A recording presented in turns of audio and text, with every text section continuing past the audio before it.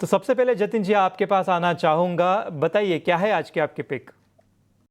हाँ, देखिए overall market में डेफिनेटली एक पुल बैक आ सकता है, लेकिन हमें स्टॉक स्पेसिफिक कोई-कोई सेक्टर जैसे कि मेटल उसमें वीकनेस भी दिखाई दे रही है। तो एज़ ऑफ नाउ हम सेल साइड की तरफ 2 ट्रेड्स देना चाहेंगे। जो पहला सेल साइड की तरफ ट्रेड होगा वो हिंडाल्को में होगा। तो 2 दिनों का कंसोलिडेशन हो गया है। हमें लगता है कि एक फॉल के लिए रेडी है। तो हमें लगता है कि हिंडाल्को में सेल किया जा सकता है। स्टॉप लॉस रहेगा 630 का और टारगेट रहेंगे 595 के। जो दूसरा रिकमेंडेशन होगा वो भी सेल साइड की तरफ हैवेल्स में होगा। हैवेल्स में हमने देखा है कि एक पुल बैक आया था और पिछले ट्रेडिंग सेशन में एग्ज़ैक्टली अपने क्रूशियल डेली मूविंग एवरेजेस से जो पुल बैक आया था वो फिज़ल आउट हो गया और एक एनगल्फिंग बेयर कैंडलस्टिक पैटर्न भी बना है डेली चार्ट्स के ऊपर। आज कहीं न कहीं वो एक वही रेंज में ट्रेड कर रहा है। हमें लगता है कि आने वाले दिनों में इसमें सेलिंग प्रेशर आ सकता है। इसके लिए हैवेल्स में सेल करने की सलाह रहेगी। स्टॉप लॉस रहेगा 1825 का और टारगेट रहेंगे 1765 से 1740 के। जी बिल्कुल, तो सेल की राय जतिन जी के तरफ से हिंदाल को ऊपर बिकवाली, स्टॉप लॉस है 630 का ऊपर के तरफ, नीचे की तरफ टारगेट रख सकते हैं 595 का। दूसरा स्टॉक हेवेल्स का जिसमें बेयरिश एनगल्फिंग कैंडलस्टिक पैटर्न बना हुआ है जिसके एक पोटेंशियल रिवर्सल इंडिकेट करता है। यहाँ पे स्टॉप लॉस जो दिया गया है वो है 1825 का, टारगेट है 1765 और उसके नीचे और जाता है तो दूसरा टारगेट है 1740 लेवल का। चलिए इसी के साथ हमें दूसरे गेस्ट से भी कॉल्स ले लेते हैं। अवनी जी आपके पास आना चाहूंगा। बताइए क्या है आज की आपकी पिक? तो अभी ये सीमित दायरे में ट्रेड हो रहा है निफ्टी और बैंक निफ्टी। तो जो ट्रेड्स होंगे वो भी एक बैलेंस्ड अप्रोच लेके चलेंगे। तो मेरा पहला बाय रहेगा और दूसरा सेल रहेगा, एक बाय एक सेल। तो बाइंग हमें दिख रही है कि जो डिफेंसिव सेक्टर में अभी भी मजबूती काफी है और ये और चलने की उम्मीद है। तो मेरा फार्मा क्षेत्र से रहेगा सन फार्मा। सन फार्मा में हम देख रहे हैं कि पिछले कुछ दिनों से 1720 से 1740 के बीच में एक बहुत अच्छा कंसोलिडेशन हमें देखने मिला है।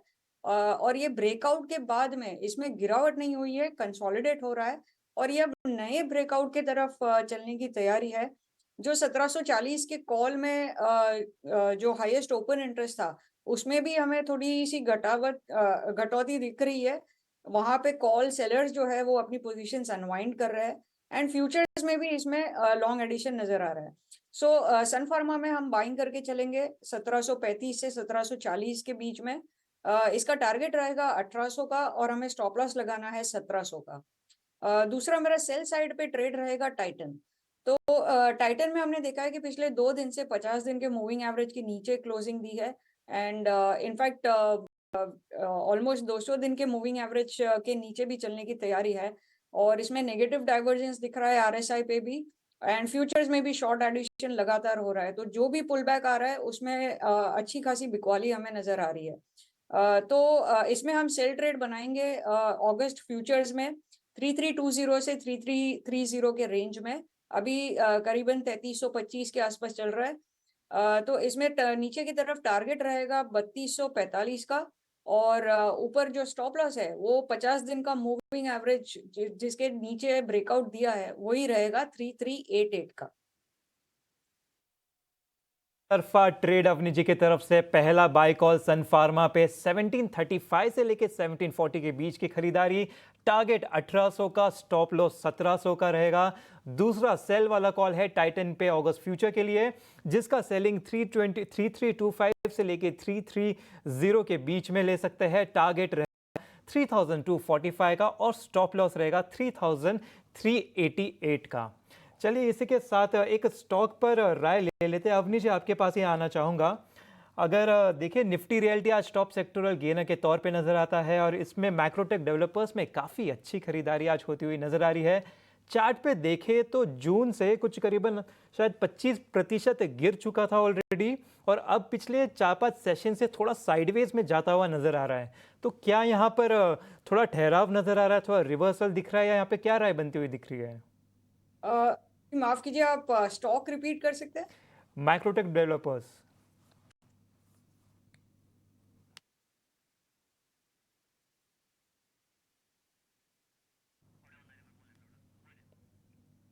जी माफ़ कीजिएगा, ये स्टॉक मेरे रडार में फ़िलहाल आ नहीं रहा है। जी, लोधा नाम से अगर आप देखें मैक्रोटेक डेवलपर्स निफ्टी रियलिटी का, ठीक है, एक दूसरा स्टॉक ले लेते हैं, मेट्रो ब्रांड देख लेते हैं। मेट्रो ब्रांड का अगर देखें तो कुछ 23 सेशन से कंसोलिडेशन में था और अभी शायद से वहां से थोड़ा ऊपर की तरफ निकलता हुआ नजर आ रहा है, तो यहाँ पे एक बुलिश सेंटिमेंट बनता हुआ दिख रहा है।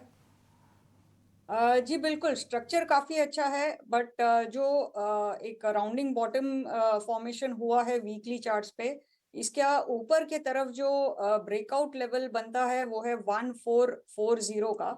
आज वो टेस्ट हो चुका है, 1430 तक चला है, बट वहाँ से थोड़ी बहुत हमें प्रॉफिट बुकिंग नज़र आ रही है। तो ये ऑलरेडी एक बार ब्रेकआउट के स्तर पर आ चुका है, तो मेरे हिसाब से आज के दिन में शायद थोड़ी बहुत जो प्रॉफिट बुकिंग है वो एक मौका बनता है बाइंग के लिए। तो ये करंट लेवल पे हम इसमें खरीदारी कर सकते हैं, और कल का जो लो है 1319, बस 1319 के बिल्कुल नीचे 1318 के आसपास हम स्टॉप लॉस लगा के इसमें बाइंग कर सकते हैं। स्टॉक में क्षमता है ऊपर 1500 तक चलने की। 1500 तक ये स्टॉक चल सकता है मेट्रो ब्रांड्स का। इसमें आप अभी भी खरीदारी करके चल सकते हैं। जतिन जी, आप एक बार इंडसइंड बैंक पर सलाह दीजिए। आज रिपोर्ट्स भी कुछ इंटरेस्टिंग आ रही है कंपनी पे, और रिपोर्ट्स का कहना है कि अगले 15 दिन के लिए स्टॉक को अपने रडार पर ज़रूर रखें, क्योंकि यहाँ पर एक अच्छी तेज़ी देखने को मिल सकती है और इंडेक्स को भी आउट परफॉर्म कर सकता है। बट हम देख रहे हैं इंडसइंड बैंक के स्टॉक में पिछले काफ़ी समय से दबाव ही देखने को मिल रहा है। मौजूदा स्तर पर ये स्टॉक कैसा लग रहा है आपको? आज भी दिन के निचले स्तर पर देखिए इंडसइंड बैंक का स्टॉक इस वक्त कारोबार कर रहा है, थोड़ी रिकवरी आई है, लेकिन आपका क्या कहना होगा इंडसइंड बैंक पर? ये मॉर्गन स्टैनली की रिपोर्ट है, हम आपकी स्क्रीन पर चला भी रहे हैं, और मॉर्गन स्टैनली 1780 के टारगेट्स यहाँ पर देख रही हैं, और काफ़ी शॉर्ट टर्म के लिए उन्होंने कैटलिस्ट वॉच लिस्ट में इसको डाला हुआ है। आपका क्या व्यू बन रहा है इंडसइंड बैंक में? मौजूदा स्तर पर किसी को एंट्री लेनी हो तो क्या रिस्क रिवॉर्ड फेवरेबल है?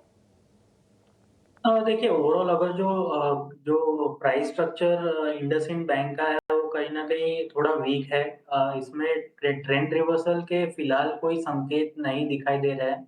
हमें लगता है जब तक ये स्टॉक अराउंड 1375 1380 के ऊपर जभी तक सस्टेन नहीं करता है, हमें नहीं लगता कि कोई बड़ी रैली इसमें एक्सपेक्ट करे। अगर जो कोई फंडामेंटली ये स्टॉक को स्टडी करके लेना चाहता है तो मैं एक लेवल दूँगा अराउंड 1300 के आसपास जभी भी आता है। तो वहाँ पे थोड़ा एक साइकोलॉजिकल सपोर्ट है तो वो हिसाब से ले सकते हैं। लेकिन technically at this point of time there is no कोई एविडेंस नहीं है जिससे मैं कह सकूँ कि यहाँ से ट्रेंड रिवर्स हो जाएगा। है तो फिलहाल चार्ट पे तो कोई ऐसा सिचुएशन नहीं दिख रहा है, या कोई ऐसी स्ट्रेंथ नजर नहीं आ रही है जिससे कि रिवर्सल के साइन दिखाई दे रहे हैं, तो फिलहाल स्टॉक को अभी अवॉइड करिए। आगे बढ़ते